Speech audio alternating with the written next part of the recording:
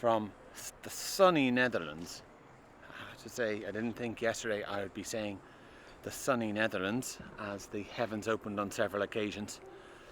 We're coming back this morning. It's day 2. There'll be time practice and two-wheel drive qualifying today. We're coming back because the track walk was just wrong in so many places. It's just, they say that hindsight is 20/20. For my non-native English speaking viewers, that means when you're looking backwards, everything is clear. Well, I can tell you, after doing my 7 rounds of practice, a lot of things became clear, and that is that forward drive will be the king.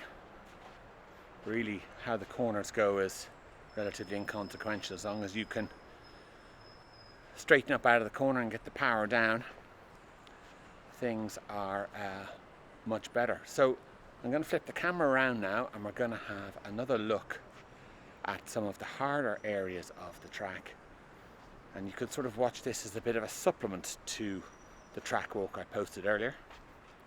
So let's take a look. Okay, so we're out here in front of the rostrum looking at the triple. A lot of people are finding it faster to just roll the first one and jump the second two, but I can tell you the second two are quite spread apart, and if you don't have good forward drive and the car doesn't track nice and straight under acceleration, you are in trouble. I've marshalled this position all of yesterday and I was very active. Cars hitting their chassis on the top of the jump over and over and over again. So it's hard to know what to do, but that is hard. Now all the water from that hill gathers down here in this area. This corner is off camber and it is lethally slippy. So what have we got to do? I don't know if you can just see that, but the camber runs, there's the low point, it just seems to run down there and then it levels off. So you can run wide and be safe and slow, or else you have to be super neat and run the ridge. And there is a ridge just running along there, and you need to stick in there. Now the problem with that is it leaves you on the inside of this jump.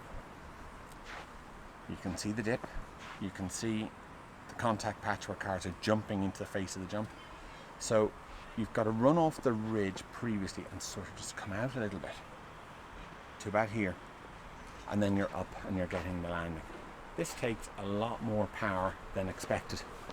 Really, full power, you're just getting a landing up here. I've been following my own advice all of yesterday and I haven't hit this once. I've been out a little bit wide, but the down ramp is slippy. And then when you get right down into the dip, this sort of mound here sort of throws the car slightly sideways if you attempt to steer on it. It's most peculiar. No problems here. Everybody is up and around this, just don't come into it too hard. Run around the apex and no issue. Up at this corner. And this triple is fine as long as you don't attempt to overjump it. It's coming back towards the rostrum and it's just too hard. If you overjump it, you end up hitting the face of this. Everything goes wrong. You've got to jump the triple, get on the brakes, almost roll the third one and get in. And as predicted, this surface here, when it was dry, is like Velcro, loads and loads of grip. You can absolutely fly through here. It's a little bit loose in the wet traction. Now there's a problem on here. You get going, then you hit this lump, this ridge, and the car starts to brake sideways. So you need to track as straight as possible through here. So when you hit the ridge, you're not turning in any way. And then the single, everybody's doing it the same way. Just get the car back down on the ground ASAP and don't go rolling or trying to make up massive amounts of time over that. Now, this is what we got wrong yesterday. if I line you up with the first jump level, look how much of a left-hand bend is on that. It really is a corner, a constant corner through the two jumps. So what's deceiving a lot of people is that white line of the Astro from the rostrum looks straight. So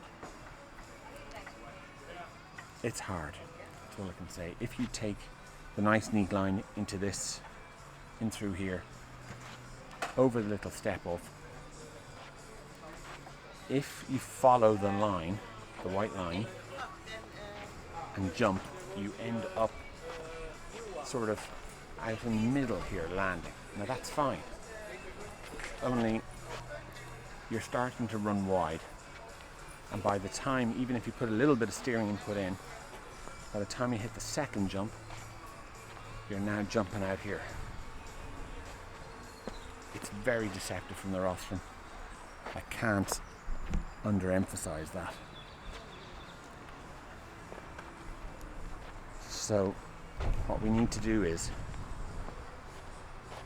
get it into our big thick heads that we're coming down off that single, we're running around the outside of the white line initially, and then crossing to the inside or just over it at the peak of this jump. And that crossing, that turning left movement will push the car to land about here, and that leaves us just about here, and that leaves us straight for the next jump. So it's all about getting the first section right, and I have got it wrong. Oh, let's say I've done 70 laps so far, I must have got it wrong 65 times. It's been terrible, but it's only really now that I'm out here that I can see that the white line running up the Astro isn't straight, and it's leading us in a slightly different way that we need to go. So that's interesting. So look, that's it. Bit of a supplementary track walk. Didn't get too many photos taken yesterday. It was a bit of a battle with the setup of the car and the conditions. So we'll get out today. We'll get some photos around the pits. We will get some photos of initially probably the top heats, maybe the 3 top heats. I'm in heat 5, so apologies to heat 4, 5 and 6. You will not be photographed. I'll try and get you in your finals. Yeah, okay. Well look, check out the video of the opening ceremony, which is really just an introduction for all the teams. That was okay. So that's it. Thanks for watching. Bye.